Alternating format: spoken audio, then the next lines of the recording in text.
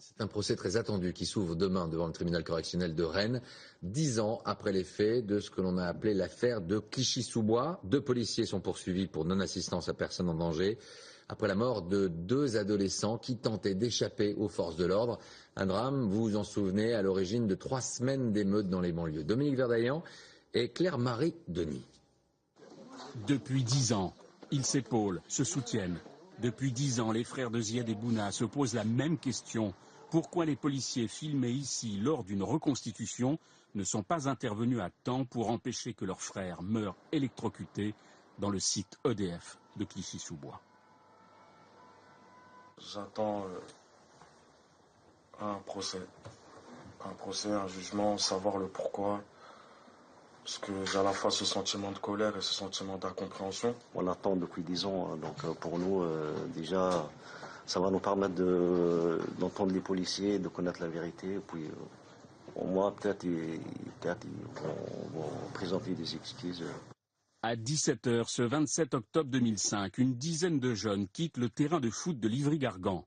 Quelques mètres plus loin, un riverain appelle la police. Il suspecte les jeunes de vouloir pénétrer sur un chantier. Une course-poursuite débute. 4 adolescents sont alors arrêtés dans les rues avoisinantes. Une course-poursuite qui, pour 5 jeunes, se prolonge ici, par 2 groupes séparés.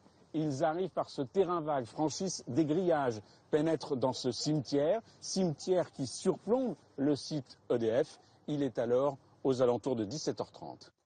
Alerté par un riverain, une patrouille de police se dirige vers le cimetière de Clichy-sous-Bois. Les policiers y pénètrent, aperçoivent 2 silhouettes, 2 adolescents qui seront finalement appréhendés beaucoup plus tard, sans dommages.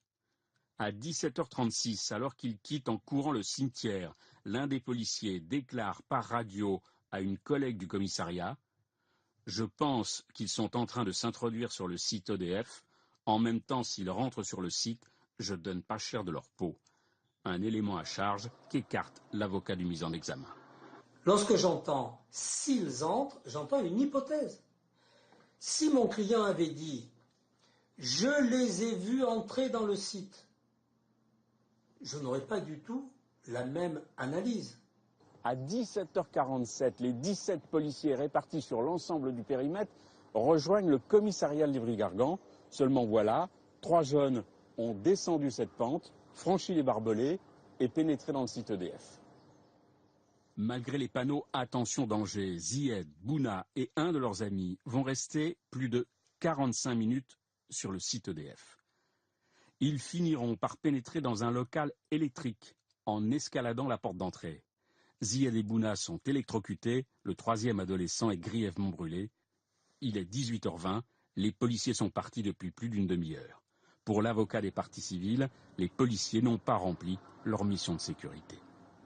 C'est toujours la volonté de les interpeller, alors que la volonté de les sauver doit se substituer à la volonté de les interpeller. C'est ici un crime moral d'indifférence. En 2005, la mort des 2 adolescents avait provoqué des émeutes dans les banlieues pendant 21 jours. Aujourd'hui, les policiers encourent 5 ans de prison. Soutenus par leur hiérarchie, ils sont toujours en exercice.